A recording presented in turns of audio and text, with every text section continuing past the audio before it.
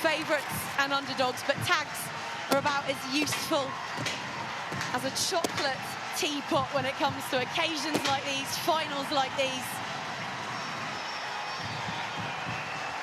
You can scarcely see for the smoke and the fire and the flare and the excitement ricocheting around Sandy Park, which is in fine fettle indeed. The pride of Queensholme, the champions, the most irresistible force in the game right now, and Bristol all in blue, the self-proclaimed entertainers. There's a steely edge about them though, and they will relish the chance to strut their stuff on a stage this lofty. 17 played, 16 won. Exeter swatted aside in an imperious semi-final, and Bristol seen off on both occasions. Sean Lynn has given his women a licence to inspire today, from his seasoned world-class operators like Zoe Aldcroft to his tyros. They have been open with their ambition to build a dynasty in Gloucester. Bristol faltered a little at the start of the season as their eye-catching new recruits settled into their distinctive fizzing patterns, but they are playing their best ever rugby, and any side who can stun the StoneX is a side to be feared. Well, a momentous occasion requires one of the best in the business, so Sarah Cox will oversee this one, with Harry Woolbaum and Hollywood supporting from the touchlines, and Nikki O'Donnell from the TMO truck. Bears emerging from their huddle into resplendent South Coast sunshine as 𝗟𝗂𝐾𝐽 George watches on. Fly half for the reigning champions, spinning a ball between prolific, magic weaving fingertips. The would-be back-to-backers, all the first-time finalists, 80 minutes to decide the Queens of English Rugby in 2024. Abby Ward, co-captain, who emerged carrying Hallie to get this final underway. The recipient of that kickoff, and coast to coast go Bears. It's the Bears' way. Throwing some serious leather already before Sandy Park, that far stand packed out. The stand before us pretty well occupied too. They're making some noise. And the first error from Bristol. It is their Achilles heel. If you're going to roll the dice each and every time you attack, you're going to have to roll with the punches too. But Bonner did brilliantly to defuse that one and scamper back in against the grain, breaking a couple of tackles.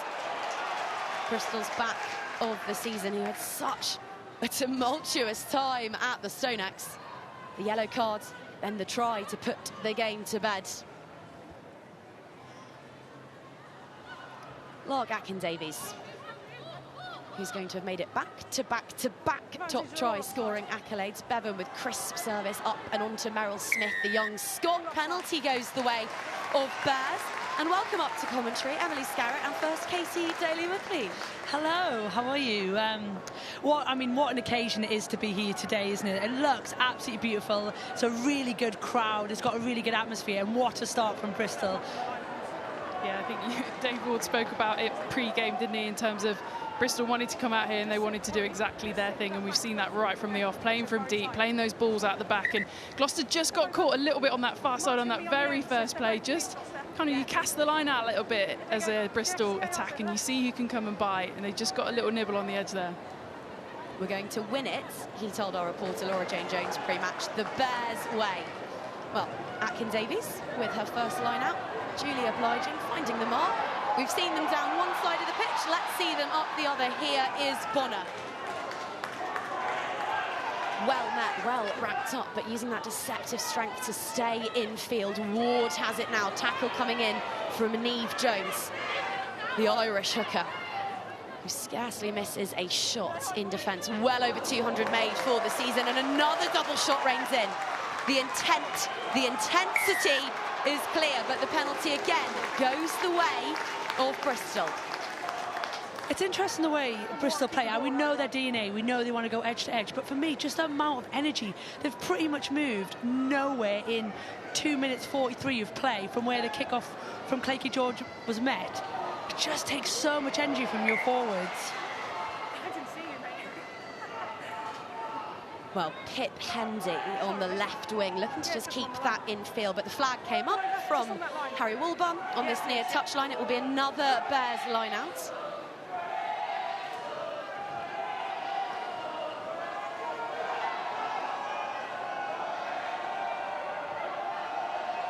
Up rises Burns, but it's through her fingertips and into the clutches of Byrne, who gets the little chicken wing away, and now Swift into play, and the switch in the midfield finds the boot of Smith onto George.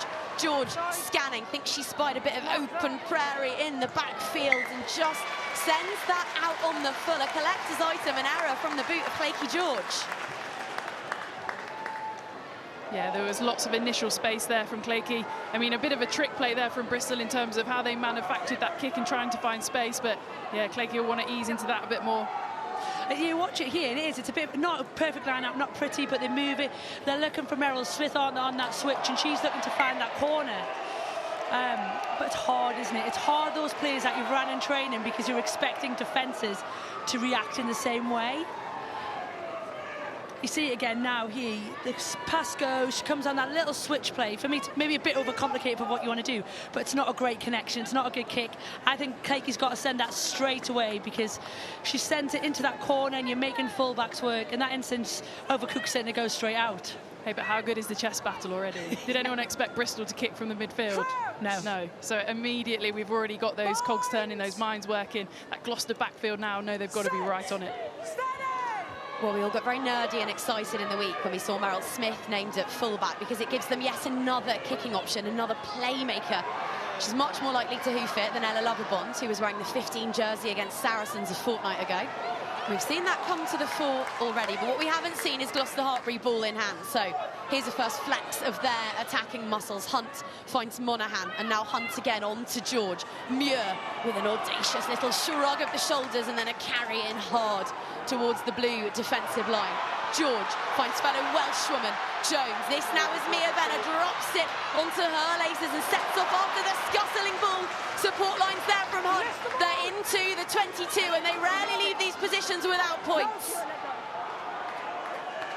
Neve Jones, acting as scrum half, finds Beckett, who scored in the semi-final last year and then again in the final. There are very few better players in big games than the woman wearing 5 today for Gloucester-Hartpury. Hunt on to George, delays the pass. She's got Hannah Jones on her shoulder into that 5-metre channel. Bonner makes the tackle. Murray rising too. This is Aldcroft. No, leave it. Ball's here. No one starts better in the league than the Cherry and Whites. They fly from the traps. We saw it against Chiefs 2 weeks ago, but they've been stymied this time. And surprise, surprise, it's 𝗥𝗏𝐿𝐴 who rises with the plaudits. Oh, we've seen so much in that semi-final. Bristol defending. This is how it all starts. Gloucester really moved the ball so well into that wide channel. We spoke about Mia Venner pre-game, just a lovely little touch, doesn't put too much on it. Ability to regain and that continuity from Gloucester. And then this is, as they come all the way down the field, just so strong over the ball. This is something that they were so good at in their 22, in the semi-final, got so much good ball back. And it just relieves pressure. When you're a side that you know the other team wants to play, you've got to be really sure that if you're going to overplay in your 22, that if you have to absorb pressure, you have key players like 𝗥𝗏𝐿𝐴 who are going to come up with big moments and just switch. Sorry, it's the one thing Gloucester have to be careful of, the way they attack, because they tip inside-outside offload. Often you get taken out, and sometimes you're the person required at that breakdown to secure it. Well, the sunshine's gorgeous today, and it's a balmy 20 degrees, but we should mention that the trademark Sandy Park breeze is in full effect. You can see that in some of the scrappy lineouts that we've witnessed. But again, hand comes out from Sarah Cox, our referee, so it's a free hit, which will come back for Bears dominating the penalty count early doors. They are, aren't they? But again, it's not really a trade-off for them at the moment. I mean, the first kick there didn't get a lot of range, but they've got to move this up the field. You know, it's great having all this possession. We see Holly there. like Emily touched on there, we're seeing Bristol kick, aren't we? The switch play from Meryl Smith to the corner, the little chip over, just starts to put a bit of doubt in Gloucester in terms of what you would have prepped in the week. Yeah, and it's the variety of kicks. It's not all the same, so that you can get into a groove defensively and you understand what's happening. It's complete variety. Gloucester, incredibly structured, well-organised defence. You have to mix things up in front of them. Well, they kicked 4 times against Saracens at the StoneX. I reckon they've hit that already today. In off her wing is Bonner. Scything infield meets Neve Jones, who's only 5'2", but has a kind of 6'2" energy about her. Seems to be hewn from titanium. She gets the shot in there, and now Smith is very well wrapped up by Venner and Hannah Jones. Swiftly away.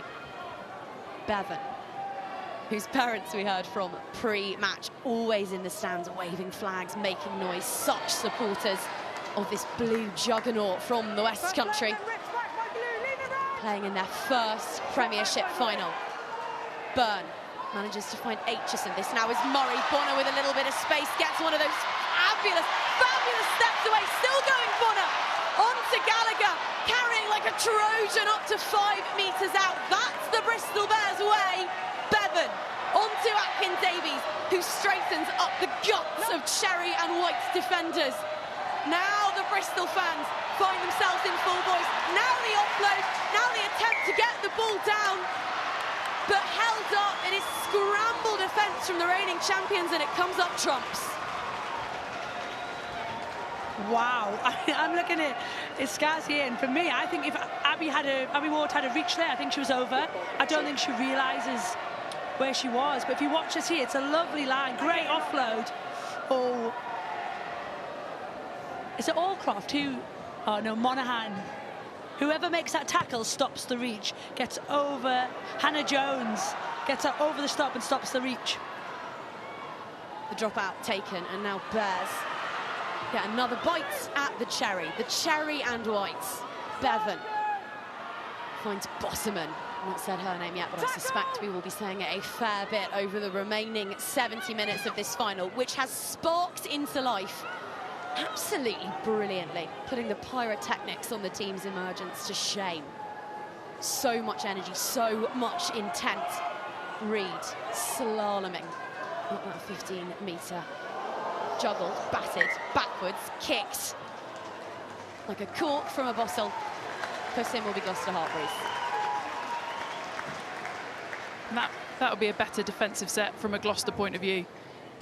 It's completely understandable and inevitable. You know, you'll have done all the prep, but actually when things are in front of you and they're running at you, it's so hard not to step in and not to get narrow. That set there from Gloucester, just being able to hold their width, let that happen in front of them. Bristol run loads of these kind of short player at the line, out the back plays, looking to do quite a lot of 𝗟𝗏𝗃𝗽 in that last play as well, get 9 really active. You're just looking at some of the quality on both of these sides. It's a hot day out there, but... It's the front rows for this one. Mackenzie Carson, Neve Jones, Maud Muir up against Hannah Bosserman, 𝗥𝗏𝗃𝗽𝗃, and on her return ahead of schedule from her meniscus injury, Sarah Beckett. It is arguably the Red Roses' first choice front row that all of a sudden Bears are able to assemble for the biggest game of their history. Pretty perfect timing, isn't it? You think you go back 2 weeks to that semi, and we had Hannah Bosserman playing out of position, other side of the scrum, and now, like you say, you probably have got, well on form, one of the best front rows in the world at the moment, and Bristol are able to roll them out. And we don't know how long Sarah Beckett will play today, but she doesn't particularly look off the pace after, what, 9 months out? I'd love to see her on a carry early doors, though. We've probably not seen it yet, have we? I'd be like, get her straight into the game, straight off 9, down a channel, get her right into the game and get those, you know, those legs and all that physicality pumping. Yeah, she's almost wasted in the scrum, isn't she? You want to see her in the midfield having a gallop. Okay. I'm not sure Dave Ward would agree with wasted in the scrum. He told me once that he'd play her at centre if he had to, and I do believe him.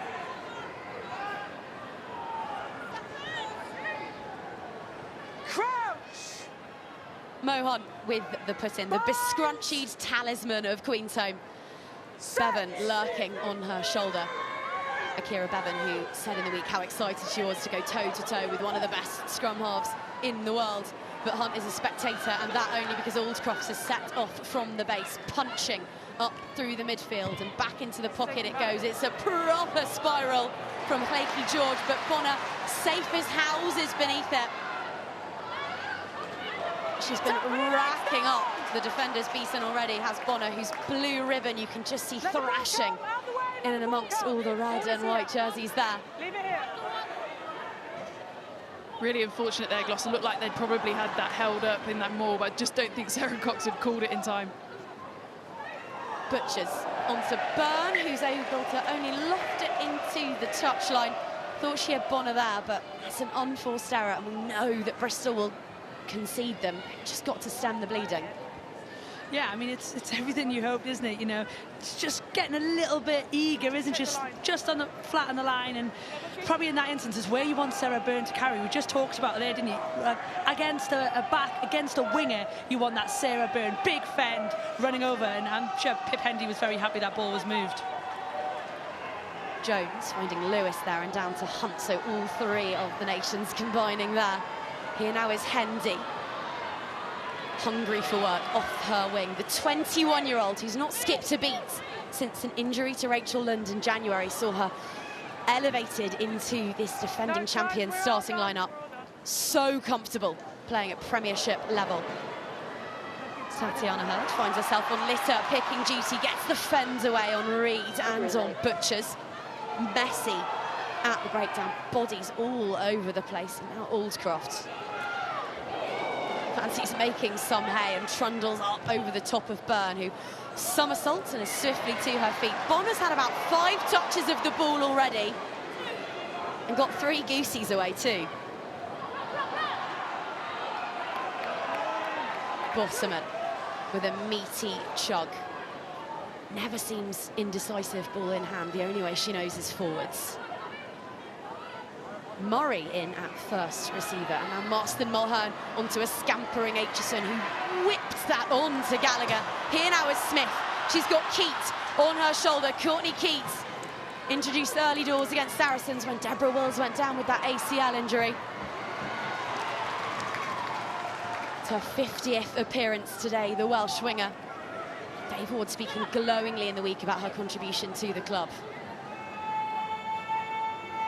𝗟𝗄𝗃 on to Butchers, who's slippery as an eel and still going somehow. No, we're all done now. This more patient from Bristol as they find Murray and now Smith. 12, 13, 15.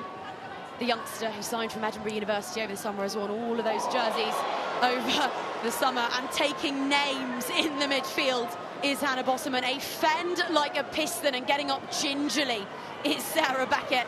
She'll feel that in the morning. Something more delicate is issued by 𝗟𝗄𝗃, swerving a little bit and just grabbing an extra couple of yards. Keat.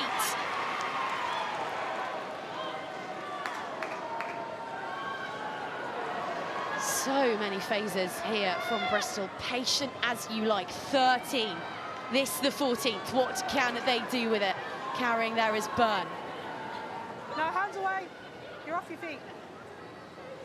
We saw in the semi-final that Gloucester-Hartpury were able to absorb Exeter Chiefs attacking pressure for 14 straight minutes at one stage. They're very happy, just reloading defensively, stopping teams from coming round the corner. They will soak this up for as long as is required.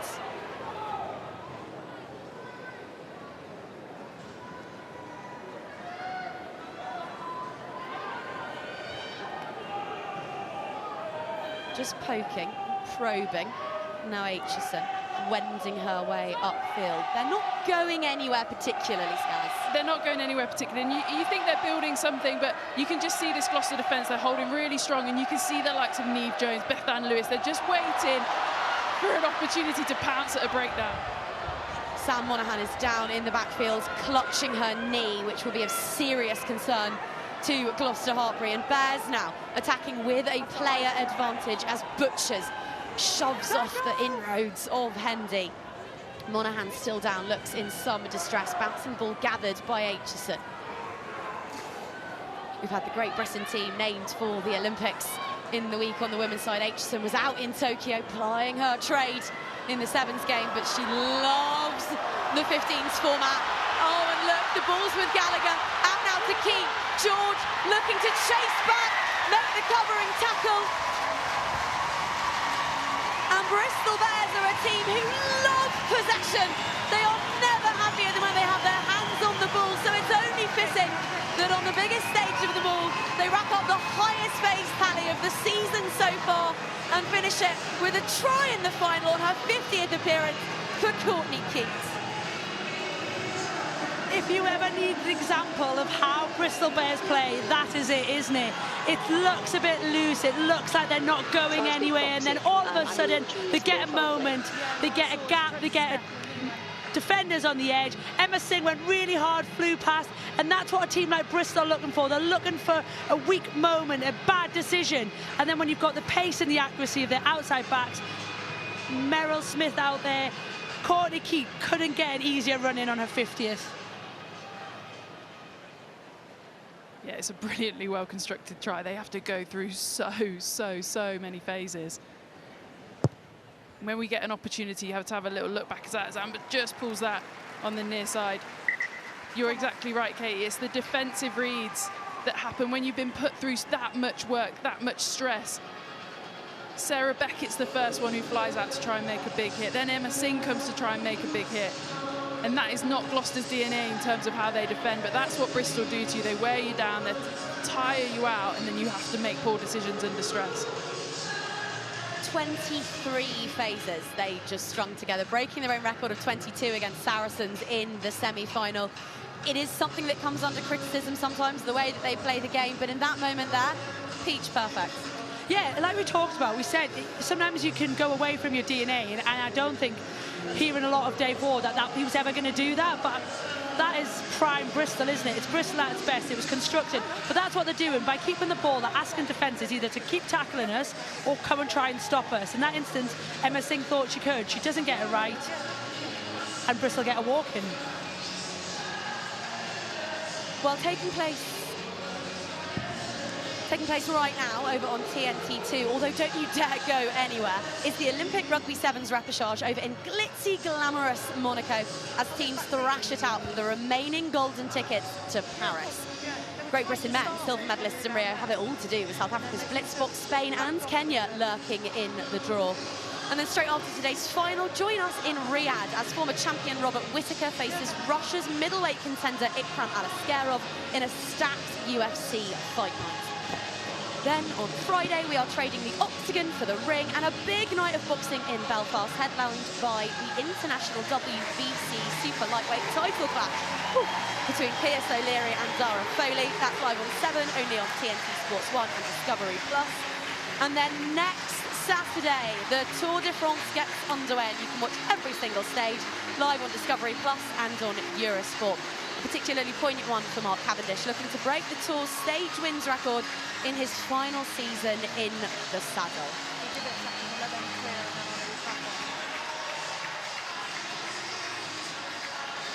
Well, desperately sorry to see Sam Monaghan, Ireland's Player of the Year in 2022, their co-captain at the moment and a fulcrum of the side, leaving the field. She'll be a real loss. She really will, and we really hope that it's nothing serious. I think obviously someone like Sam Monaghan doesn't go down easily like that, so it's really sad in a final. But you know, Gloucester are full of quality. I think they're going to bring Kate Williams on, and a girl who's gone so well, very much a replica of Sam Monaghan, just gets through, does a lot of work, a lot of hard graft and all that unseen stuff. Almost a quarter gone of the 2024 Premiership final. 𝗂𝗏𝗏𝐾𝐽𝐿 unconverted try, the only score so far, but my word, hasn't it been thick with action and intrigue? Speaking of action, it's the all-action number 8, Master Mulhern, who finds herself isolated on the floor there, and a turnover for young Georgia Brock. Exactly what they will have wanted. They've just seen one of their big players leave the field. They've just gone down. First time in the final. Georgia Brock, what she was doing again, all in that semi-final. She's so good over the ball, and just you know, don't know if it's an early warning sign at 18 minutes, but an early warning sign to Bristol that actually, if you're not supporting your players, it doesn't matter where you're playing from, there's a potential threat you're going to lose that ball. Her and Bethan Lewis have been outstanding for Gloucester at that. Their timing and their partnership has been absolutely phenomenal, and I'm not sure they necessarily get the applause that the pair of those players deserve. Well, 4 breakdown steals between the pair of them in the semi-final against Exeter Chiefs. They are absolute nuisances to play against. Well, we've lost one world-class Irish woman, but it's another one throwing that line out. One that she'd like to have another go at, Neve Jones. It's the one area of the Gloucester attacking game that sometimes wobbles. You know, they don't have the best line-out stats in the league, considering how prolific they are as a whole team, table toppers. And it's that one area that Bristol will go hard after. They'll double pod, they'll go up at the front, they'll make you throw over the top of them. Psychologically, how unnerving is it coming up against line-out gurus like an Abby Ward and 𝗟𝐿𝐿 Butchers? There are such operators amongst that Bristol pack that must put a seed of doubt in the mind of Neve Jones, particularly on an occasion like today. I think she's too good of an operator, a good international all-round, that, you know, she'll see that as a real exciting opportunity. You have to flip it like that, don't you? Otherwise it does get in your head, and maybe we'll see at the next line out how that kind of continues to develop, but you've got to see it as a contest. Well, we know that Bristol Bears score a lot from a driving maul, but if they go 80 metres, we will be surprised. They've crabbed up about 5 of them there. Bethan now told to use it. It's away, and with Aitchison, and now we see another one of those tricksy little kicks up and over the top. It's gathered by Hannah Jones. Hunt thinks she spied a little opportunity, so just fixes and straightens, and now it's with Lewis, who can turn balls over, but she can carry with them too. 10 metres out. Bears disrupting at every opportunity, and it's Sarah Byrne on the return. If you ever needed a moment to see how a player has returned from injury, from a knee injury particularly, that is the moment. How quickly and how confidently Sarah Byrne is over that ball, because that is your most vulnerable position, right? It's a great break. It's a lovely little spot, a lovely tip there. Like I said, Bethan Lewis, I think, has been absolutely outstanding for Gloucester. But how quickly Sarah Byrne gets back on her feet, back over the ball, chest nice and low. And when you're as strong as her, 2 Gloucester players aren't moving you. It's a really interesting part of the game now for this Gloucester side. They're not used to being behind. They're not used to being under this much pressure. Even in that game that they lost to Saracens the back end of the season, I think they still scored first. They still were in the lead for large parts of the game. So it's a really interesting passage now for this group of players in terms of how they manage themselves. Had a chat with Sean Lynn ahead of the game, and we talked about the fact that this side have had plenty their own way this season, but they also have had to problem solve, and perhaps no more than when they were here in round 5 at Sandy Park. It took a Mia Venner winner in the final few minutes to get the win over Chiefs. They were trailing heavily at Welford Road against Leicester Tigers at one point, and they also were level with Bristol Bears when they last met, 19 points apiece until the final 10 minutes. So you're dead right. They've had plenty of things their own way this season, but they have had to navigate some tricky patches. So they can draw upon all of that experience now. Be interesting as well how they navigate this penalty count as well, because at the moment it's six penalties to Bristol, 1 to Gloucester. So it's tough, isn't it? Because you've got to change the views of the referee. And at the moment, I think for Gloucester, they're having moments, but it's just trying to join up all those moments to get a bit of sustained pressure. And it's also just having that accountability, that one there from Hannah Jones. She's quite clearly on her forearms over the ball. There you can see the penalty count. It's overwhelmingly in Bristol's favour. But yeah, you've just got to have that individual accountability. When the stress is really on, still do all your basics, be onside. Well, it's a hen's tooth there, a line out juggled and spilt by Abby Ward, so possession gifted back to the reigning champions, the table toppers, the pace setters. Hunt onto George, and the cute little infield pass there, just finding Jones. Heard. When up against it, you need to draw upon the experience and the match-winning capabilities of your talismanic players, and you suspect that Heard will be one of those who will rise to the fore as Smith just spills that high ball.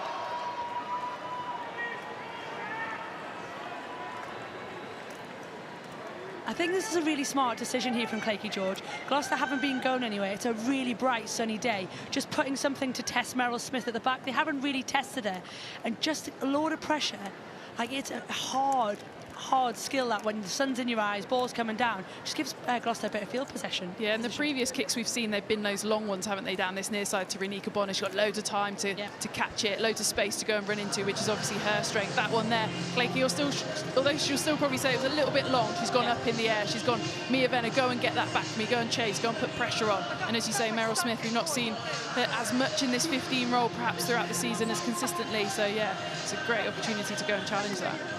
And it comes back to that game of chess we were talking about at the beginning. It's almost like, right, we've tried this. 𝗍𝗍 George has been brilliant. She's had a lot of time. She's been running us back. OK, what do we do next? So we go somewhere else. We go test Meryl Smith. And for me, as a fly half, this is where you'd expect 𝗥𝗍𝗽 George and Mo Hunt to go there again. She's just had an error. If you get another opportunity, go put another one in and see what happens. And that's how you build momentum, you build pressure, and you kind of just keep control of that game. Well, he talked about problem solving and navigating adversity pre-match. He also talked about winning the moment pre-game, Sean Lynn. And it's so essential, isn't it, to put positive upon positive. So this is such an opportunity for Gloucester-Hartpury. Set, steady! Rock solid. Hunt told to use it. Heard this time first receiver, which means that George is floating about in the midfield, and now they get the ball to their conjurer, their sorcerer. She's well met, though, by her opposite number, Amber Reid, enacting the tackle there. Emma Singh popping up as distributor, and finding Kate Williams, who is on, wearing 19, the young Welsh international, former North Harbour captain in New Zealand. That's some carry.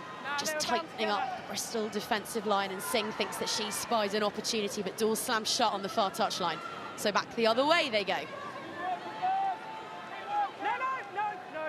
Carson's carry. Bristol just looking to slow that rock. Ball down, a fabulous pass from Beckett. Offload comes from Lewis onto Hunt. And it's a captain's try when they needed it the most. The Circus's ringmaster splashing down beside the sticks and bringing the Shedheads, who've come all the way down the M5, to their feet. It's a brilliant score, and those Gloucester fans love it. You can hear them down below us. They were eoring about 10 minutes ago when someone dropped the ball. Now they're in full voice. And that's just Gloucester at their very, very best, moving the ball and get it all their own way. This ball from 𝗥𝗍𝗽 George and that tip on from Sarah Beckett is top draw. Again, that ability to just keep moving the ball, and then the inside pass from Bethan Lewis. Natasha Heard forever trailing that line. That ball from Sarah Beckett is the one. Inside ball from Bethan Lewis. And Mo Hunt will be absolutely chuffed to bits she's over the try line. Honestly, Bethan Lewis is on fire. The tip is great, brilliant, but it's the line. She's always gambling on that front foot ball. And like you say, like all good nines, isn't it? Mo's in her pocket, just waiting for that 2-metre run in. He'll be 32 by the end of the day. 50 by the end of the night.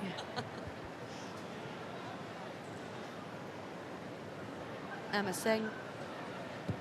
Metronomic language, lethal, slots another, adds to her tally. That is 142 and counting for the season for the young woman who grew up just up the road here in Devon. Converted try, Gloucester-Hartpury hit the front. You don't get extra points for it, but you just think of the two contrasting tries, how hard Bristol had to work, how many phases they had to go through, conversely with what Gloucester have just done. And as I say, you don't get extra points for it. It doesn't add anything to the game, but it's just the completely differing styles. And all from a positive kick, wasn't it? Change the picture, force an error, and then you capitalise on set piece. And like Emily said, it's interesting, isn't it? Will this 60 minutes into this game be something we're talking about, energy expenditure?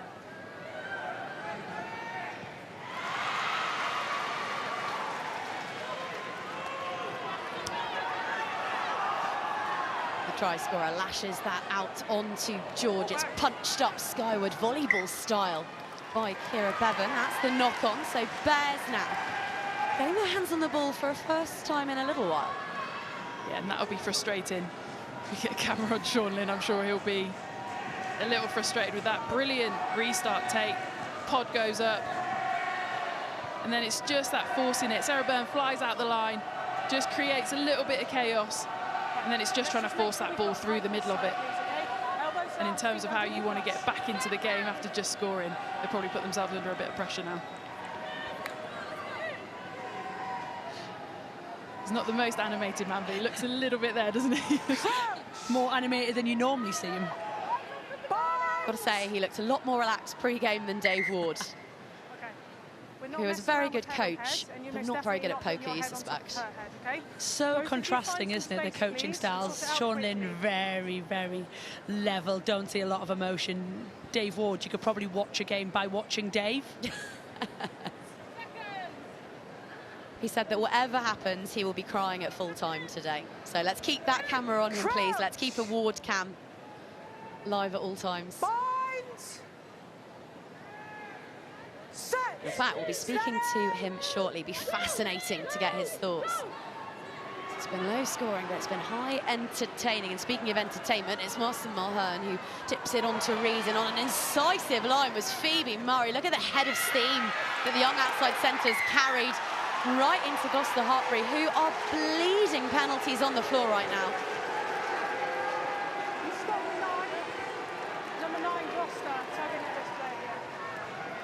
I think listening to the referee there, she's talking about Mo Hunt just pulling 𝗟𝗏𝐃𝐽 back, and there are moments where we talk about positive on positive, where you don't want negative on negative. It's one that Gloucester need to be aware of, because like we know, penalty counts really high, not in their favour, but just needs to be a bit smarter there. I'm not giving either of you anything if you guess what's about to happen here. Crossfield kick. 𝗥𝗏𝗃𝐽𝐫, 13 tries for the season and counting. This is bread and butter stuff for Bristol Bears. More than half their tries come off line out, and it's an area that Gloucester-Hartpury have struggled to defend, but they are driving them backwards here as Bosserman resets and adds what she can to this big blue steamroller. They're inside 5 metres, and now they get a second shove. Now Phoebe Murray gets involved. Every Bear piling in, powering in, closer and closer. But back will come for the penalty. It's held up there. And held up there, and they took it over. I thought she was okay. I thought she got herself back behind that line. Changing mind, number 2. So we've come back for a penalty earlier on in that more. Your discipline down here, please. But what a contest this is. I mean, stationary for so long. Gloucester really, they will have looked at this so much in the last 2 weeks. It's a mindset, but it's also technically and tactically, and then able to hold them up, but then coming back for another one. I'll be feeling the loss of Sam Monaghan, though, defending these, and this time Bears get an initial shove that's a bit meatier and a bit more potent, and again the backs come flooding in. 𝗟𝗏𝐃𝐽𝐫 is all by herself on this far touchline. They might not need her. Closer and closer. Down it comes, but is it all the way down? Yes, it is. Well, Bristol Bears have made history already this month, and they are hungry for some more here at Sandy Park. That's their second try. It's 𝗟𝗏𝗃𝐽𝐫, of course it is. And they hit the front yet again. Both tries are very much what we've associated with Bristol all year. You know, the 23 phases, go through all the motions. And then this one, that lady on your screen, who has just been she's just been on the reward end, hasn't she? Because we can't say she does it on her own. She has that pack that are in front of her. I think Amber Reid does a really good job as a fly half of coming in and sitting in front of her. I would argue I'm not sure she can slide up the front, but hey. But look, it's what we know Bristol are very good at. I think Gloucester were trying to get in behind. They were trying to stop the movement, but once the team gets going and gets that momentum, it's so hard to stop. Yeah, mate, there's nothing clear and obvious to overturn you on field. Well, it's another tricky touch line conversion being asked of Amber Reid. It doesn't quite have the mileage on it, but watching on, rather pleased, I suspect, is head coach of Bristol Bears, Dave Ward, and he's got the pleasure of having a chat with our very own Lleucu George. Yeah, very pleased, Claire, but he's very tense as well. Dave, it's been composure so far from Bristol Bears. How have you practiced that patience in the week? Yeah, it doesn't feel like it from up here. Look, I think, look, we're going to stick to ourselves. We're going to play our process, which we've done all season. Sometimes it takes 5 phases, sometimes it takes 23. So for us, we've got to make sure we stick with it. We wait for our opportunity, and when we get one, obviously we've got to take it. How important is defence now? Is it about keeping scoring tries against a side like Gloucester-Hartpury? Yeah, it's massive. You've seen their line breaks already. They've made 2 or 3 through Bethan and Mo. Look, we've got to be clever about that as well. We can't dive out in 1s and 2s and try and solve problems on our own. We don't need to. But obviously, we don't want them to get too much ground as well, so we've got to get some line speed. Look, it's going to be tricky, especially in this heat, but we're here to play rugby. Cheers, Dave. Good luck for the rest. Thank you. Well, charging up the touchline there, 𝗥𝗲𝐿𝐴, Bears player of the season, a signing who has surpassed all expectations, Dave Ward said in the week, but she's been stripped there. Bulls with the cherry and whites looking to respond immediately to falling back behind. Beckett on the pirouette, looking to just lay that back on a plate for George, who spotted a bit of open space, and that is a peach of a kick. It's what you need, isn't it? Like, when you've been under the pump, you've just conceded. You need somebody who's going to say, look, we're going to go get into your 22, and we're going to go play there. We're not going to mill around in the middle of the field. And I think that's what this lady does so well for Gloucester-Hartpury. She just plays that percentage, it's gone off a little bit, the ball's gone to floor, gets her head up, sees that wingers come high, and just a really good execution of a kick there. You see, she'd seen it really early, and it's pinpoint, isn't it? It doesn't get any better than when it drops in the 5, rolls out into touch. Emily Scarrett would be proud. It all came initially, didn't it, from that turnover? I think it was Georgia Brock on this near side again. Oh, Kay Williams was it? Yeah, Kay Williams, sorry. Got her head straight over that breakdown stealing ball. The battle at the breakdown is so important at the moment. Both sides wanting to play so much. Both sides got such a threat on the defensive side in terms of jackal turnovers.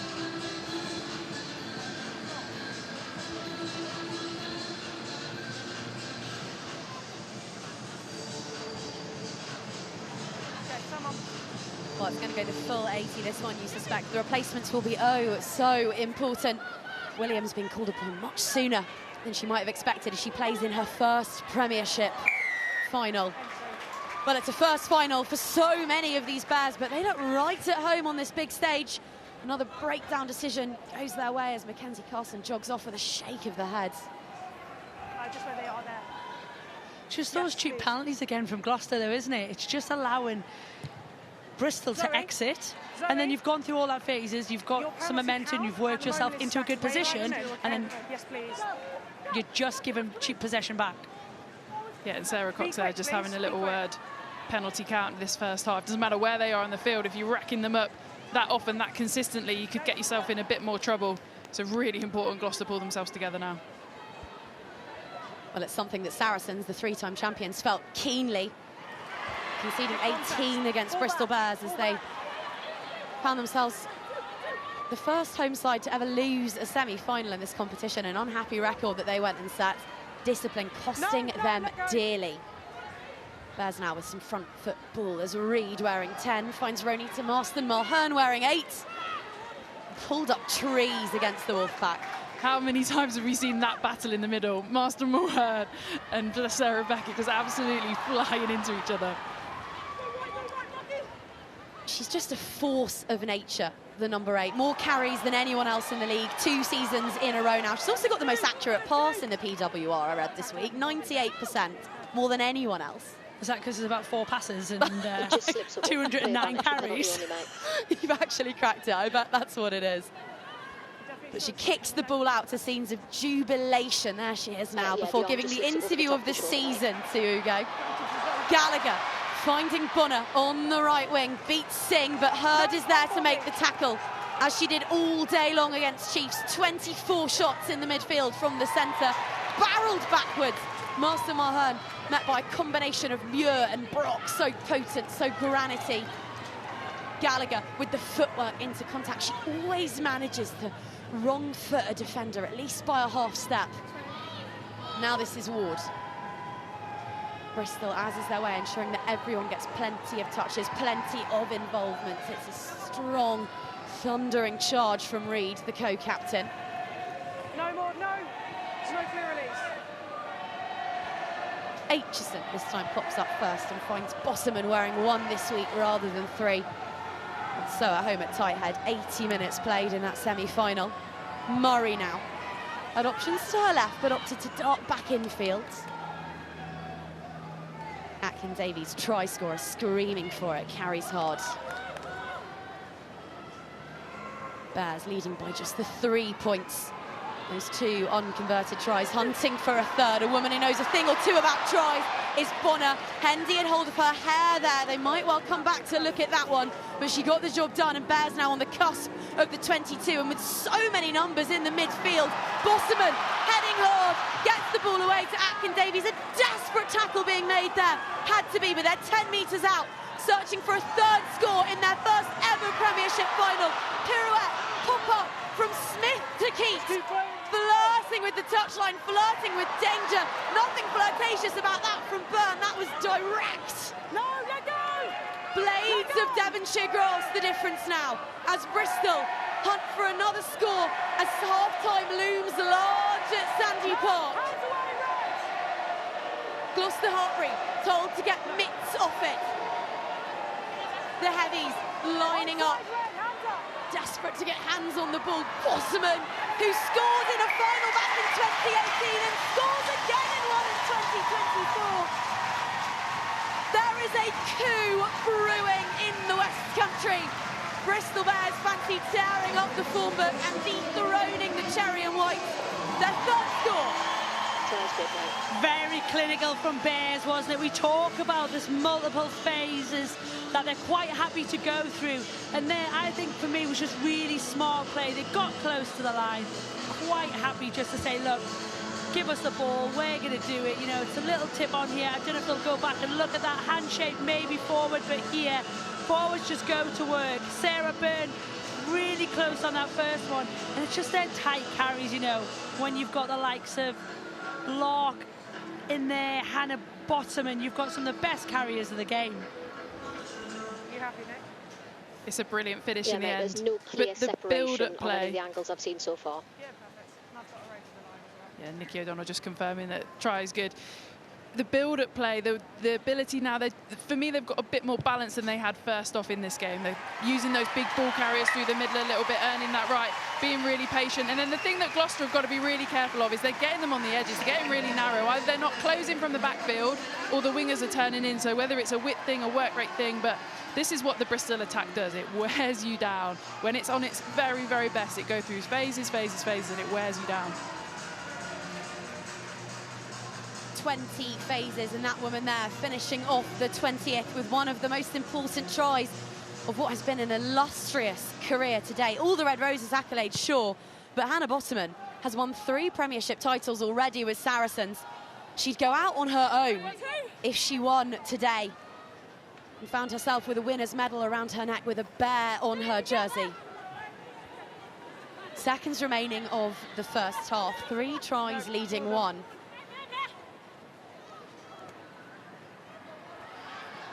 Reed, fresh from kicking that conversion, goes for the deft little out the back door, but it's knocked on, which means that there's a scrum coming the way of Gloucester-Hartpury.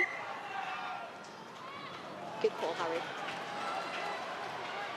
Are Bristol Bears playing the best rugby we've seen from them all season, or are Gloucester-Hartpury struggling to find a foothold in this game? Just a knock on. Came off your Great question, isn't it? I think Bristol have been very accurate. You know, you look at some of their results this season, when it hasn't gone to the script, it's probably because Bristol have been inaccurate ball in hand. And I think what's happening today and what we're seeing from this Bristol side is they're being much more accurate with possession, better with it, quite happy to go through their phases. I think you would argue from a Gloucester perspective, they probably aren't at the speed they have been playing at previously. Yeah, it's definitely a little bit of both. And again, we keep coming back to that penalty count, but when you're on the wrong side of it so emphatically, it's so hard to get any foothold in the game properly. And they've just not had, you know, the same possession that Bristol have had with the ball. They've been accurate in that one occasion they've had it, but other than that, it's been really, really hard for them to have proper attacking ball. Bind! Set!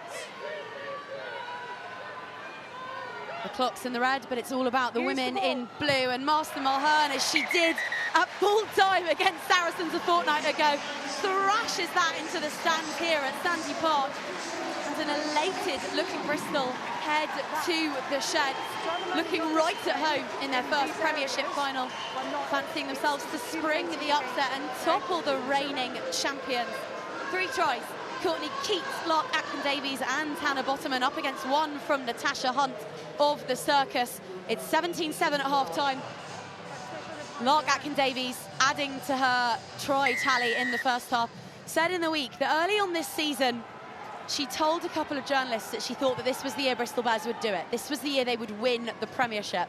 And she was so abashed by that she went and found Dave Ward afterwards and apologised and said, "I'm sorry I spoke it into existence. I don't know whether or not I should have said that."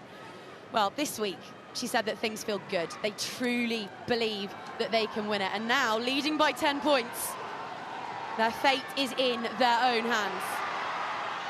Mia Venner just skimming past Holly Aitchison on the counter. The form of attack that Gloucester-Hartpury loves so much, and eventually finding the ball with Maud Muir. George onto Heard. Gloucester-Hartpury putting real width on this. How about the fend from Emma Singh? She's known for being evasive and ghosting past defenders, but she can sock them too. And Bristol concede just their 2nd penalty of the match. And we saw there in that opening phase a bit more of the Gloucester that we know. Speed of ball, it breakdown, moving it to the edge, good, strong carries in those wide channels. And that's going to be key for Gloucester to build themselves back into the game. It's also going to be interesting because there is a bit of a breeze like you talked about, and it is now at Gloucester's back.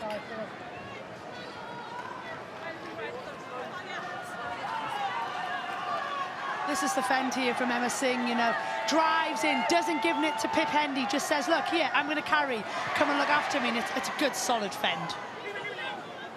She has responded to not receiving a Red Roses contract for the next 12 months absolutely brilliantly. Yeah, I mean, it's such tough news to hear at her age. You know, she's so young to have had one and then have it taken away from you. It's really, really tough. But from speaking to the Gloucester girls, she's just tried to put her head down. You know, probably wasn't open to talking about it to start with, but has then slowly started to just, you know, allow some experience in. Mo Hunt, obviously not selected for a World Cup. This experience that she can offer in those really tough situations will be invaluable. While throwing on her own 22, 𝗥𝗏𝗄𝗃 really stuck it all on blue there. A high and arcing line out gathered, snagged by a bare paw and brought down onto Devonshire grass. And now they start to creep forwards, and now they win a penalty.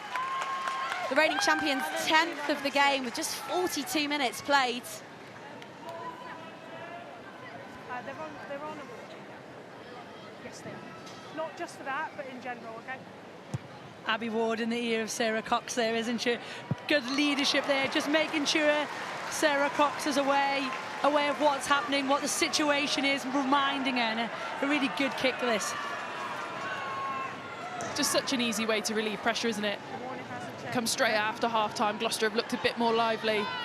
And you can go to the maul, get an easy pen, brilliant kick down the touchline. You're now well back in the Gloucester half with an attacking opportunity.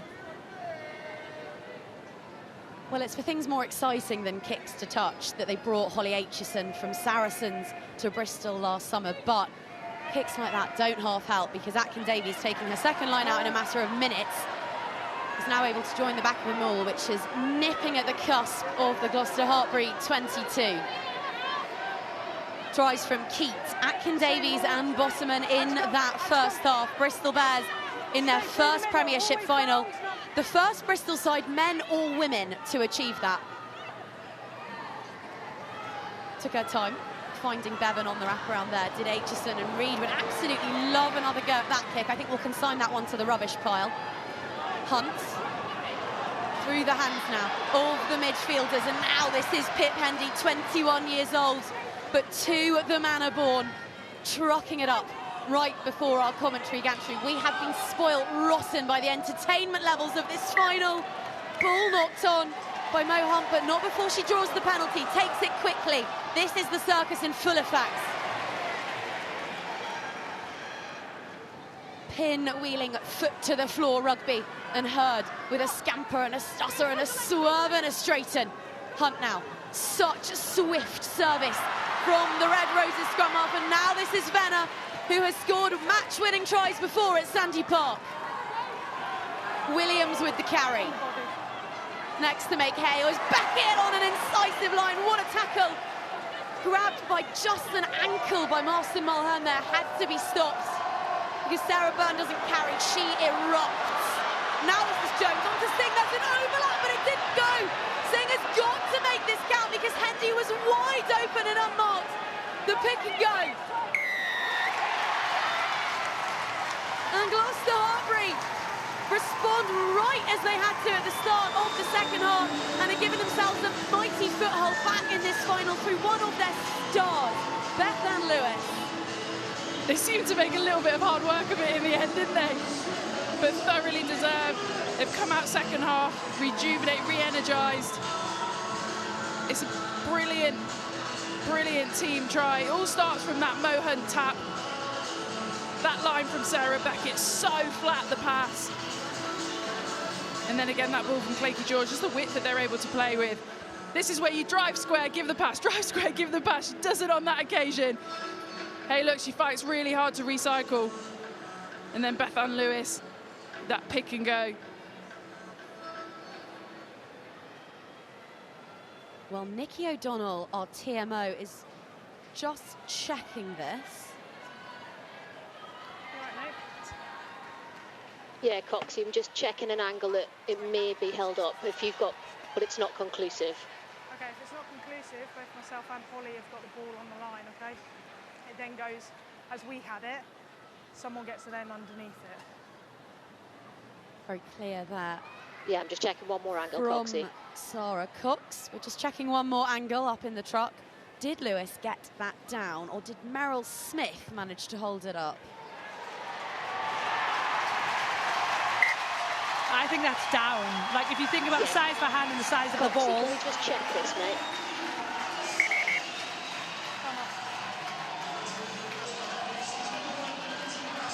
Right, So, Coxie, I'm going to show you the Bristol 15 with her hand clearly under the ball before the Gloucester player reaches the line. Nikki, this needs to be absolutely conclusive that the ball hasn't touched, because both myself and Holly, live, have the ball that touches, and so that's why we've given the try, okay? Yes, mate. So go on, roll that through. Well, the slenderest of margins can decide the biggest of occasions.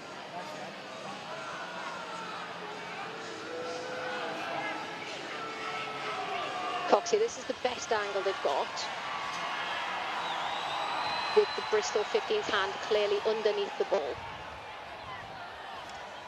Nikki, at the moment, we don't have that conclusive. So you're saying that conclusively, that ball has a hand underneath and it is held up, yeah? Because live here at the moment, we don't see that. I would agree with Sarah So Cox just on going to show that. the reverse angle that has the Gloucester players and the Bristol players' hands underneath the ball.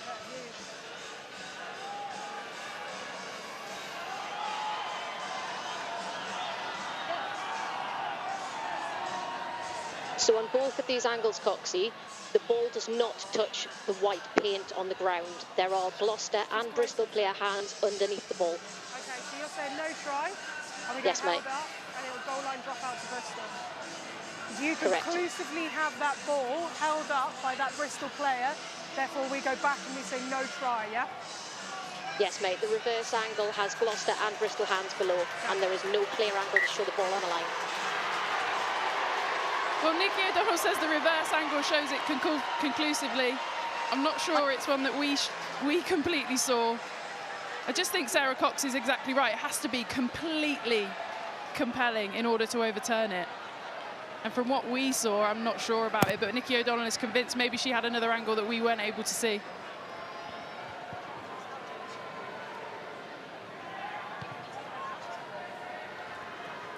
Well, what will be absolutely fascinating now will be to get the thoughts of Shaun Lynn, head coach of Gloucester-Hartpury. He's alongside Laura Jane Jones, right behind where that try was supposedly not scored.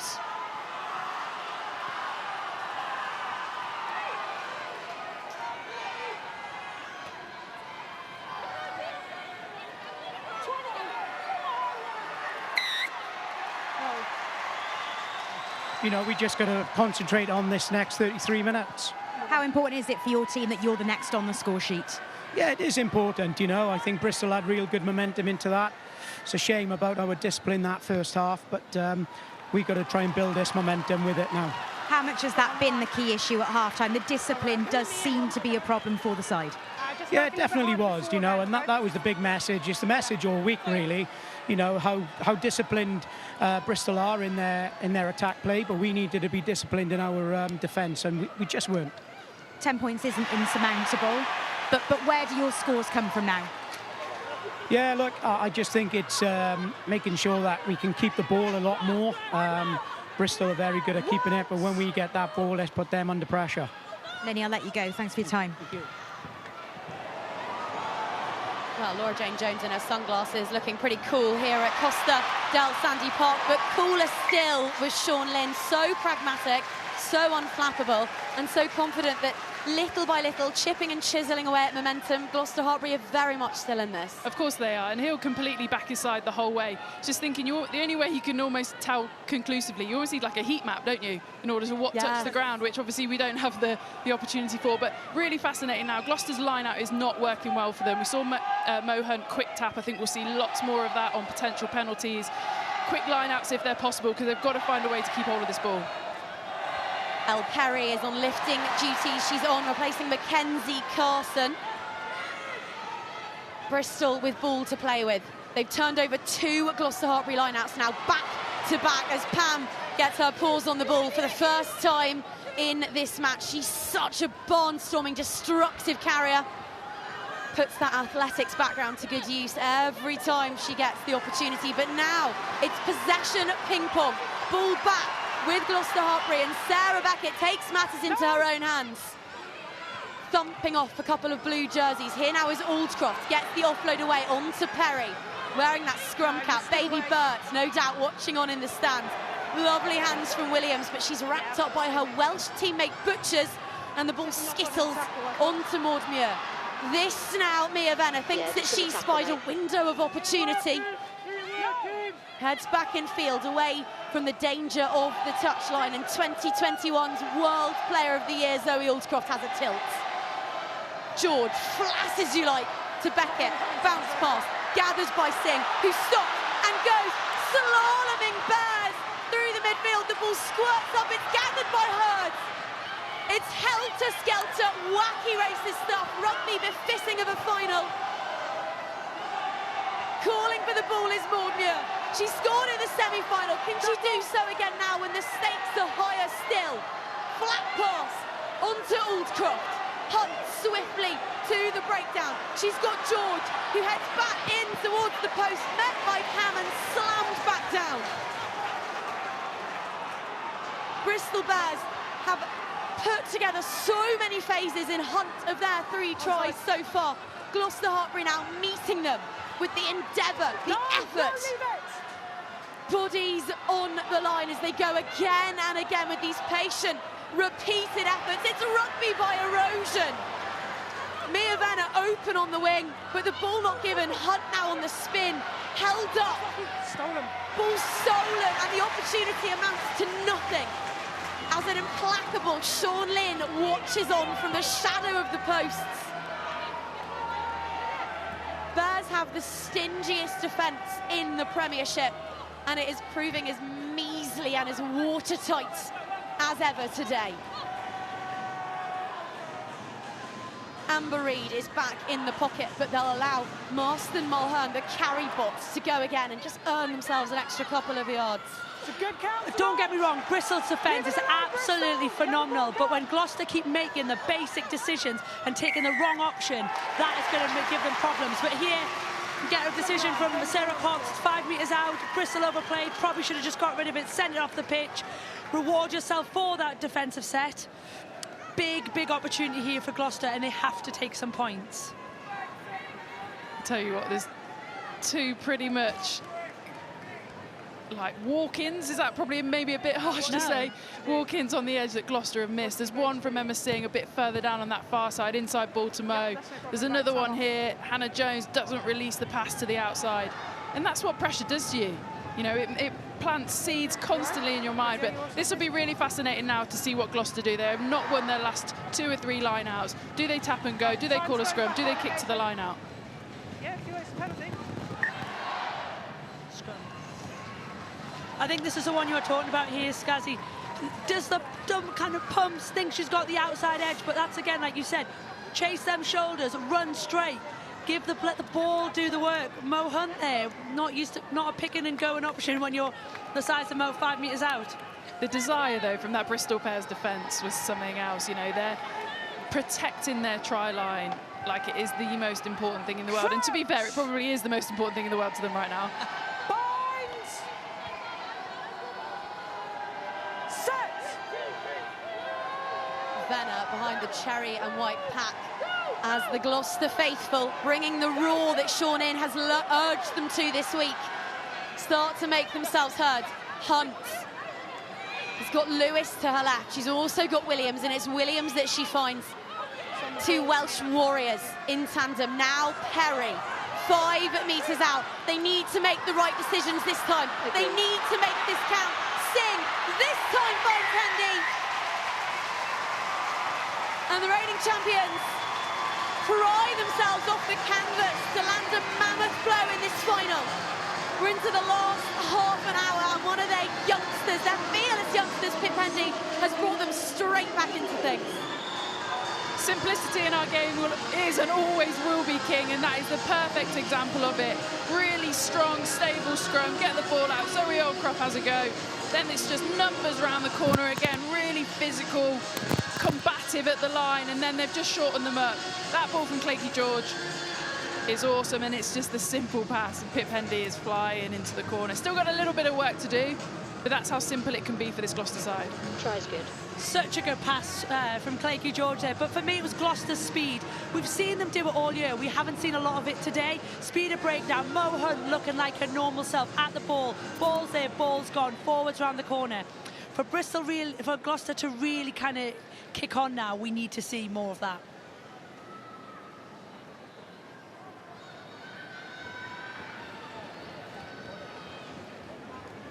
Emma Singh, full-back in the team of the Premiership season for the last 2 years running, and the leading point scorer for 2024. This a real tester.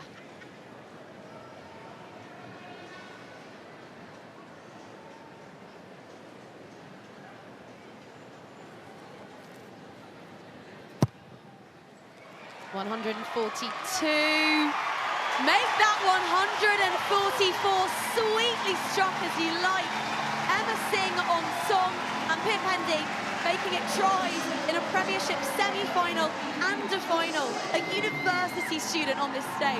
Oh, it's amazing. I mean, the experience that she's getting right now is ridiculous. And playing in a side like this Gloucester-Hartpury side would be so invaluable for her. But that conversion kick from Emma Singh, that puts them at 2 converted tries. Bristol have missed 2 of theirs. Let's not get too ahead of ourselves, but in obviously a very tight game, things like that can make huge differences. It also kind of makes amends for them 2-on-1s that she should have given 5 minutes earlier. Tackle!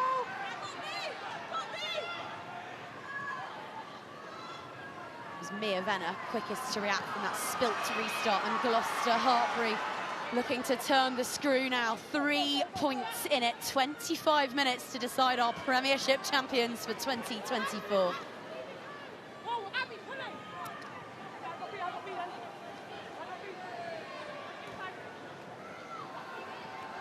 Muir with the little tip onto Lewis.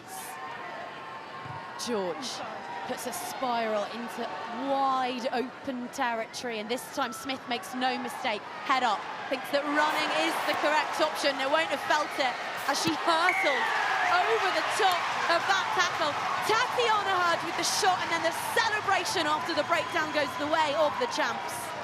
What a turnover that is. The tackle from Tatyana Heard is unbelievable in that kick chase, but the whole phase of play, the identification of space initially from 𝗥𝗍𝗄𝗽 George, Mia Venner, Tatyana Heard chasing up Sarah Beckett as well, that tackle, and then the speed of Kate Williams over it, stays in the contest, does not get pushed off from that first body, and we are seeing a little momentum shift in this game. Aren't we just?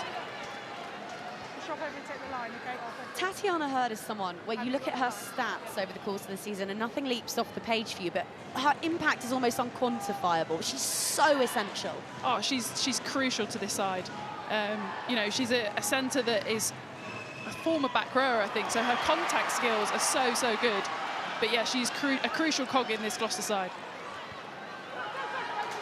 Co-captain to co-captain, Hunt onto Aldcroft, and so quickly rummaging for that and allowing Lewis to do what she can through contact. Now Singh with the ball, charging over the whitewash and getting it down, and Gloucester-Hartpury are leading once more in this enthralling Premiership final. Sandy Park is entranced. It's everything you wanted, isn't it, from a Premiership final? We wanted the competition. Bristol brought it first half, and then Gloucester, who we know. You don't just lose 3 games in 2 seasons, do you? And you're going to roll over and let that be. And you look at this try again, for me, Gloucester at their best. Ball speed from Mo Hunt was phenomenal. That little tip from 𝗥𝗽𝐿𝐴 George there. 𝗥𝗏𝐿 again, I think, probably could have given that. But watch this little tip on from 𝗥𝗽𝐿𝐴 George. At the line, little basketball, and it is a great ball. Good finish, 𝗥𝗏𝐿𝐴. Because you can pick the ball up, but then when you let go and start pushing people, there's not much you can do, right? It's really interesting. Zoe Aldcroft's the one there, the co-captains talking to the referee, Sarah Cox, about the action that Mo wants to do. She's obviously realised perhaps she's not getting everything she wants at the moment, but they were speaking about exactly what we've just spoken about. They want to go quick, they want a quick tap. The line-out isn't quite functioning for them at the moment, but we've seen when they do have possession how deadly they can be.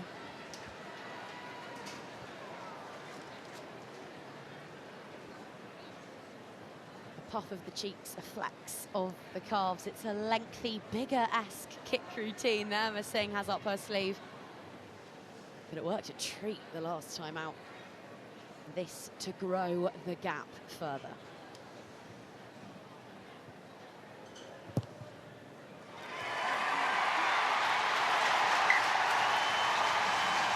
𝗥𝗏𝐿𝐴 is a big-time pedigree player, oozing class off the tee, slots the conversion right from that touchline, and 21 plays 17. 2 absolutely huge conversions. Katie and I stand up here as 2 goal kickers as well, and they are massive kicks on the biggest occasion, on the toughest of angles. Really, really big conversions from 𝗥𝗏𝐿𝐴. 11 points and counting for the fullback in this Premiership final. She's softly spoken, but her rugby speaks absolute volumes. Tackle!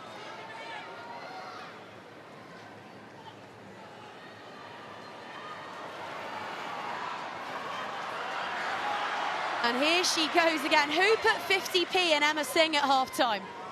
Carrying hard on an arcing line. Pulling up trees, demanding that John Mitchell sit up and take notice. And she has hauled Gloucester-Hartpury, the Circus, back into this final as they look to go back-to-back. George sends another wicked spiral over the top of Lleucu George. The bounce is kind to the right winger, and off she sets on one of those Lleucu George runs. Momentum is queen in this game, and one of the queens of Queensholme sets off quickly. Hunt finds Lewis, finds Aldcroft. Some of the handling from Sean Lynn's side has been divine. They're 10 metres out. Feet on the throat of Bristol Bears here. Could this be the moment? Right before the posts. Zoe Aldcroft getting married on Friday next week. What a way this would be to set the tone. What a way this would be to set the tone.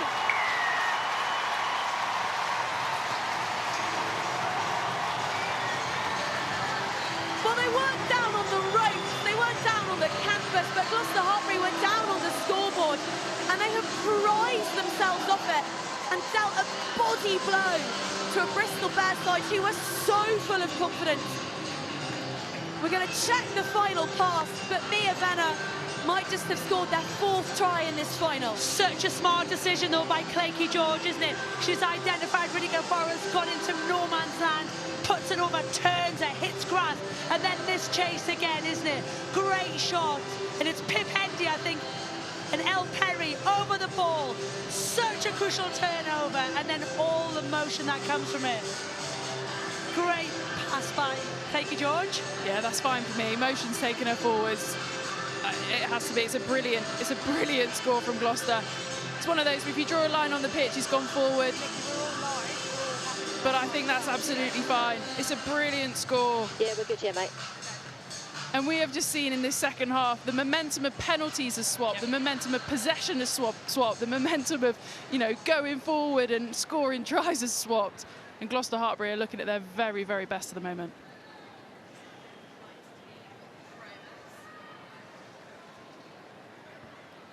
Three tries in 7 minutes for Gloucester-Hartpury, which is a pretty ridiculous stat in any part of the season against any side, let alone in a final. But what a fascinating period now for this Bristol team.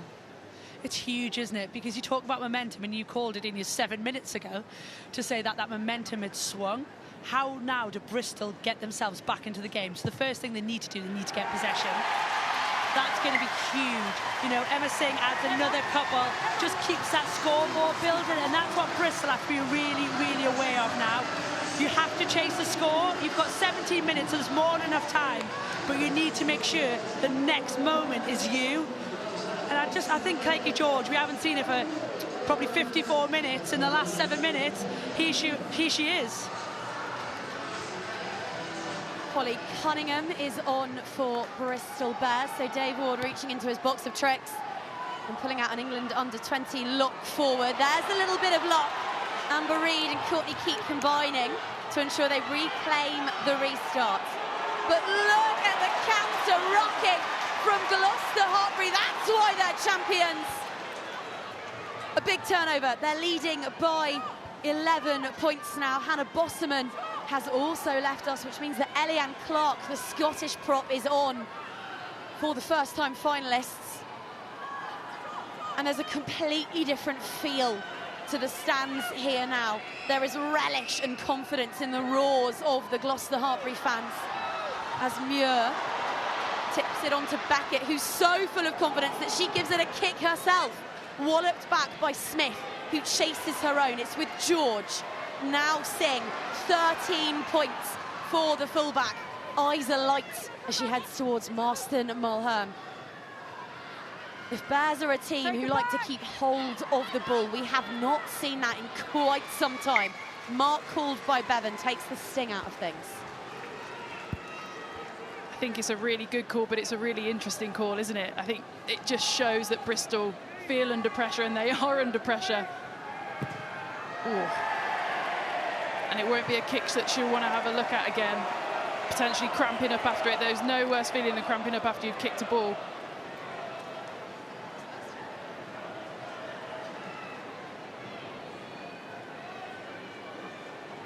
Well, Rugby 15 is taking place here at Sandy Park. Just across the channel in Monaco, there is some sevens action taking place. Great Britain men are looking to book their spot at the Paris Olympics, but there's all sorts of nations in action. Highly entertaining stuff, guaranteed. And then tonight we're off to Riyadh. Whitaker against Alice Skarov in a big UFC fight night. Then it's boxing in Belfast. WBC super lightweight title clash taking place there. Before we're trading combat sports for a battle on bicycles. The Tour de France is underway next Saturday. Every stage live on Eurosport and Discovery Plus.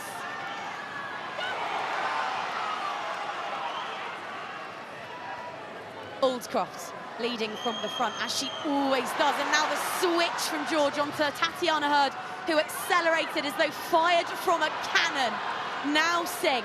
She's got Keith for company. She's got Butchers for company. But she's still going. Emma Singh, a woman possessed at Sandy Park for the last half an hour. Tackle! Young Georgia Brock making some hay. And ducking low, all 6 foot of her, is our bride-to-be Aldcroft. Hunt finding Muir, who just bats off a bear. Inside 5 metres now. Back the other way they go. It's a tricky bouncing ball for Venner. Fingertip stuff. Hannah Jones.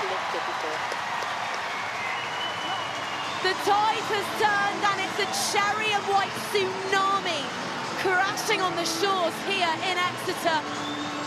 The reigning champions looking every inch that.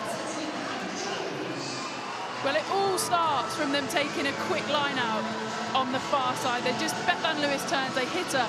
They know that part of the game isn't going well at the moment, and it's so smart. Find a different way. Quick tap, find a different way, and then this is it. The close quarter stuff again. It's not perfect by any stretch of the imagination, but sometimes a bouncing ball is the very worst and hardest thing to possibly defend. Everybody loses sight of it. And again, Gloucester just got too many numbers on the outside.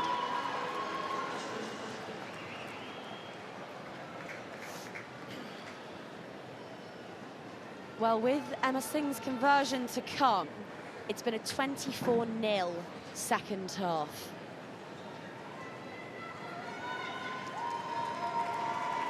This to make it 26-0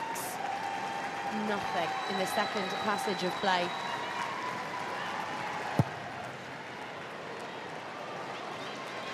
Well, it will remain 24-0, but what a turnaround. 12 minutes left to play, and responding to that, changes being made by Dave Ward. 𝗟𝗏𝐿𝐼 is off, which means that Lucy Burgess, the squad's Allianz Cup captain, has entered the fray.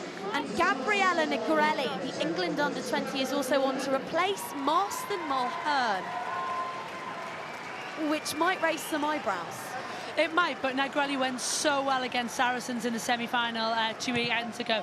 Probably like for like, very good ball carrier, very physical, and you know, Marston Mulhern's gone very well, but she has probably been a bit quieter than we've known from her in this second half. Dave Ward, Abby Ward, 𝗟𝗏𝐽𝐿-Davies, so many individuals from inside Bears camp were at pains to stress in the week that Saracens game wasn't their final. It was just their semi-final. But everything. Oh, well, back we come for that. I thought it was going to be symptomatic of how things have gone for Gloucester in this second half, and it was going to have been a blade of grass infield, but turns out hit the chalk first. We'll see it again here. It's really tight one. Yeah, it's on the line. I reckon that's on the line. Katie's looking at me a bit funny. I reckon that's on the line. It was taken back.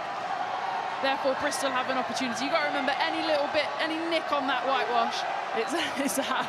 I wish you could see Katie rolling her eyes at me right now.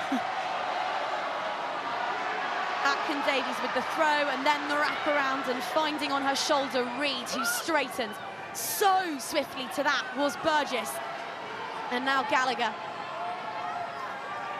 carrying like a demon into the 22. Abby Ward, fingertip stuff from Aitchison. Murray just can't connect. Bonner does brilliantly to keep that in field. She's clattered, a couple of ribs rearranged for her efforts, but the ball stays blue. They're going backwards. They've retreated since the line out, and they need to score, and score fast if they're to keep even a claw on the handles of that PWR trophy, which looks like it might just be staying at Queensholme. What a second half this has been. Reed straightens, fixes the defender through the hands of Murray and on to Smith. Burgess wants it. Ward with Pam in over the ball, ensuring that it can be lashed out, and then Reed on to Ďakin-Davies, pass over the shoulder of Eliane Clark, back from that concussion sustained against Harlequins to play her part in her first Premiership final, in her first Premiership season. Cunningham, one of the mainstays of this Bristol side. Clark again, over the top of Williams, just putting a little dent in a Gloucester-Hartpury defensive line, which has proven so formidable in this second half. Aitchison decides to go it alone, gets the one-handed offload away, and Pam is on hand to scoop it up. It has been such one-way traffic this second half, but finally, Bears starting to string a few little pieces together. Bonner finds herself in a right cuddle with a pair of circus performers. stays in field somehow, and back down the short side they go, just peppering that blind side Bristol. A couple of big defensive efforts from Emma Singh as well on that far side, closing the gate, really putting her body on the line, both sides of the ball at the moment. Running out of time, the clock, their worst enemy right about now, as beating 𝗟𝗶𝗲𝐿-𝘂𝐽. Maud Muir, who has had the most sensational season for club and country, making a right mess at the breakdown there, and then Mia Venner with the disdainful throw of 𝗥𝗏𝐿𝐿𝐿𝐿 affects the turnover. It's arguably the first proper possession set Bristol have had in this second half, which at 71 minutes, 72 minutes is wild to say. And they got through some really nice phases, but again, that Gloucester wall is just standing really strong, and they're also now full of confidence. That gives you an extra bit of energy in this heat. And then ultimately a brilliant turnover with Mia Venner able to push them into touch. But again, we're starting to see Holly Aitchison, although she's down injured at the moment on the far side, see her a bit more prominent running with the ball. Mia Venner, such a huge talent. Been named as a transition contract for England in the recent contracts that have been announced. She's got an incredibly bright future ahead of her. Was capped in 2020, quite a long time ago, as a real youngster. Been plagued with injury since then, really, but it's really this last season or two been fantastic for Gloucester-Hartpury. Hang on, time's still off anyway. No.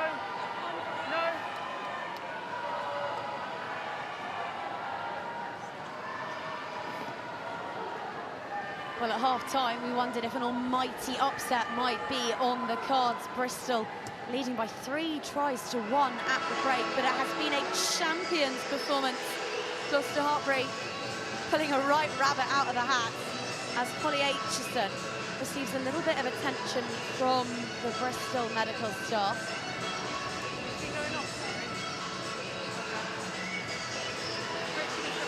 By the looks of it, she is departing the field, Aitchison. Her first season at Bristol, spoken so warmly about how much she's come to love the squad, the environment, the playing style, how beneficial it's been for her as a person and a rugby player. Yeah, and she's really kicked on, hasn't she? You know, you'd probably argue she's holding the keys to that England shirt at the moment, and instrumental in the way Bristol Bears play. Her skill set really suits it, you know, a great runner, like Skaz has touched on, loves being out the back of those little pods, good eye for a gap, and I think she's had a very good season for Bristol.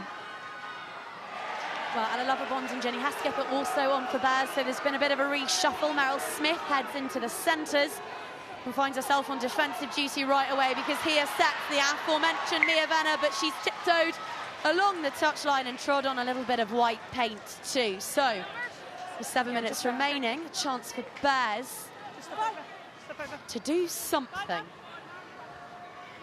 Yeah, and they have to at this moment, don't they, pretty much? With the time on the clock, with the score, they have to strike as soon as possible in order to give themselves a shot. They take it quickly. Alicia Butchers, no one's taken more line-outs than her this season. She takes another one now in the dying moments of the final. Meryl Smith and Tatyana Heard is just marmalising opposition in the midfield, but it's gathered by Murray, quickest to react. And Gloucester hands all over a ball that was not theirs to play with. Neve Jones appealing for a shove off the ball as Reid gets on her bike, thumps that into the 22. And that's exactly what Gloucester don't need. You don't need to concede penalties right now. You don't need to have a half chance at something, a 50-50. Just stand up, make your tackles, stand up again, make your tackles, make Bristol go through 20, 30 phases to score their try and take up 2-3 minutes on the clock. Well, they've not scored since the 38th minute, Bristol Bears. They have been stymied something rotten in this second half. But how about the offload? How about the second offload? Here now is 𝗟𝗏𝗂𝐿𝐿𝐿𝐿, reaching, stretching, scoring. 𝗟𝗏𝗂𝗂𝐿𝐿𝐿𝐿 fresh onto the field and finishing off a sparkling Bristol Bears score. Wow. Me and Emily Skazzy are just looking at us, looking at each other. Didn't see that coming. It looked like everybody had missed the beat, that nobody really knew what was happening. Amber Reid's running sideways. Nobody has a clue, is there? You just seen it. Looks like she hasn't got a runner. And then she gets a bite of 2 defenders. Mia Venner's turned in, and Gloucester's defensive system is all over the place. She then has just nailed the conversion from the side. But yeah, I mean, it's those moments, isn't it, in finals where you think everything's sorted, everything's calm, we've got a winner, and one team says, hang on a minute, we've got something else to say here. Yeah, and they were always going to, weren't they? Bristol got too many good players, too much heart, too much experience out there to not come back and have another shot at it. Phoebe Murray, we've not seen her on the ball hardly at all in this game. Brilliant for her to push through that offload. Here it is again, she's such a powerful runner. Gets Mia Venner turned in. That is a brilliant offload to 𝗥𝗲𝗽𝗀𝐻 straight on the field, and then ability to move the ball to 𝗟𝗏𝐻𝗀𝗋 to score the try. She almost looked like, was the referee about to call that back? And then she looked like she was about to stop, put your head down, score the try. But brilliant kick as well from Anne-Marie, just to keep notching those points on the ball for Bristol. Well, they went missing, Bears, for half an hour, but they roared back into this. 11 points, 9 points. My maths is terrible. 9 points in it now, 5 minutes left to play. And this is a final befitting of the occasion. Two of the best sides locking horns on the biggest of stage, but a big defensive intervention there, just immediately taking the sting out of that momentum switch. And we saw Gloucester score 3 tries in 7 minutes. So when we're standing here saying, look, game's done, this lady's been very good, great ball in hand, but what a defensive effort. Hannah Jones in there, making sure Gloucester have an opportunity to get that ball back. And Steph Else making the tackle there. One of the youngsters awarded that transition contract by John Mitchell, and they take such pride in their pathway here at Gloucester-Hartpury. Some of the youngsters coming through, perfectly placed to become the next superstars of the international and the club game, much like Sisilia Tuipulotu, on now wearing 18. Uncharacteristic error. Ball is back with the women in blue, looking to strike once more. Big carry from Cunningham. She's looked bright-eyed and bushy-tailed since coming on. Now her locking partner, Abby Ward, still going. Incredible that she's played well over 1,000 minutes this season on her return from giving birth. Tackle! Negrelli going backwards, Bears, but with ball in core, just how they like it. Smith, Burgess just barking orders, marshalling some of the heavies lining up, and it's Negrelli who has another carry. Reed is waiting for it. 3 minutes to make up 9 points on a side who've been beaten just once by 2 points all season long. Neve Jones with one of her trademark dominant tackles, but the ball had been offloaded, and is with Bears, and it's not now, it's with Gloucester-Hartpury. That might be the game. Mo, please.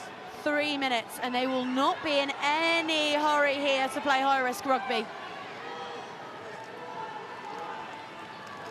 Yeah, you'll expect to see Mo probably taking all of the available time at each breakdown until she's jibbied along by the referee. And it's still a decent amount on the clock. You can't pick and go your way to a victory from here, but what they can do is really control possession and tempo.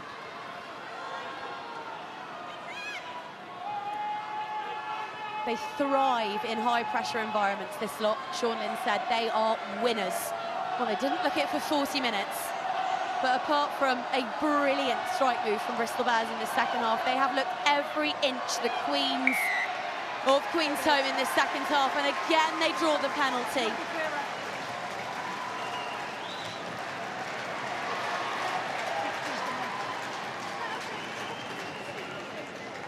It's a good decision, you know, it just takes time out the clock, forces Bristol just to wait.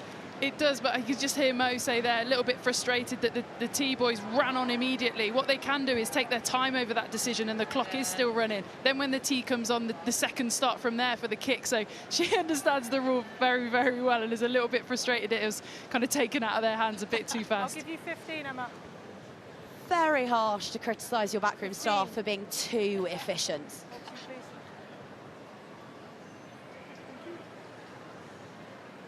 Emma Singh, who has been prolific and pinpoint and professional in parking a couple of moments early on in the game that weren't quite befitting of a playmaker of her calibre, but that, another beautiful nudge from the Gloucester-Hartpury fullback, and now feels an appropriate moment to bring in the Red Roses centurion alongside me with her pick of the Premiership player of the match, Katie, who has sparkled for you in this final.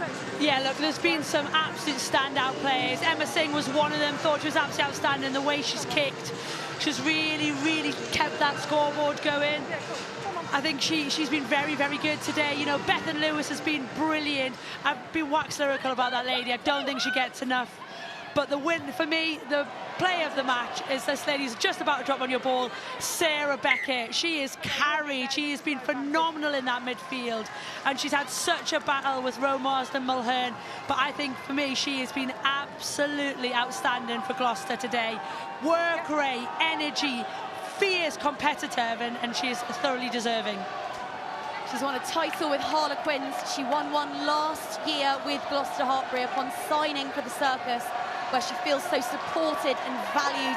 Said it was an absolute no-brainer signing an extension recently. She cannot wait for all that is to come with the dynasty they are building in the West Country. Emily, she has just been magnificent. She has, and she's the complete physical barometer for this side. Like, she has been flattening people all day. She carries so well. She'll get so flat to the line. To back. Gloucester-Hartpury proved emphatically that they are the dominant force in the women's club game. They have defended their title. They have been made to work to defend their title, beating every team in the country in the process, and withstanding an almighty performance from first-time finalists Bristol Bears today. Bears will be heartbroken as they embrace one another out in the Sandy Park sunshine. The trophy was within their clutches, but then snatched away by Sean Lynn's women, who sit atop the rugby world. They are so magnificent in full flight, Gloucester-Hartpury. What a second half performance. It sees them triumph in Exeter by 36 points to 24.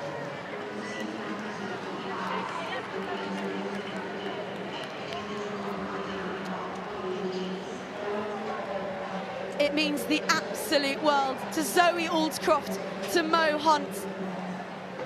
They won the league last year before going on to lift the trophy at Queensholme. Well, they've come to Sandy Park and they've done it again this year. Sean Lynn, he will be the quickest to shrug off the plaudits and the praise. He will deflect it all onto his players. But he's all about people and pathway and passion. And you can see it there as he embraces our Premiership player of the match, Sarah Beckett.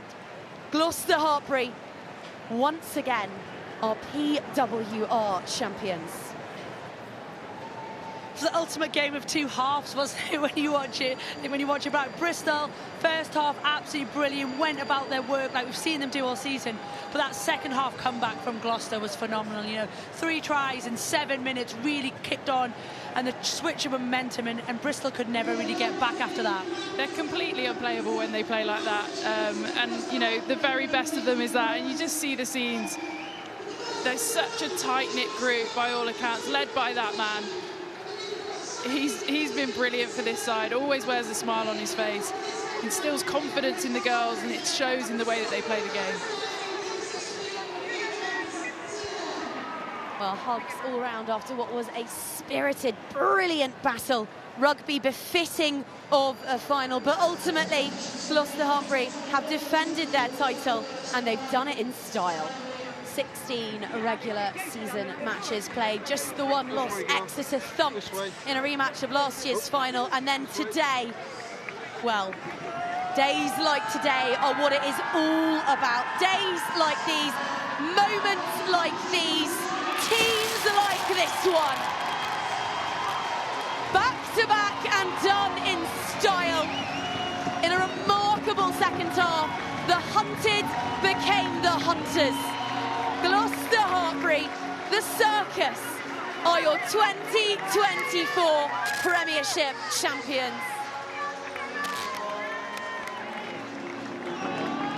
The ribbons and the pyrotechnics and the ticker tape befitting of the Circus, who have made this league their big top for 2 seasons now. And it will take something very special to wrestle that trophy from their grasp.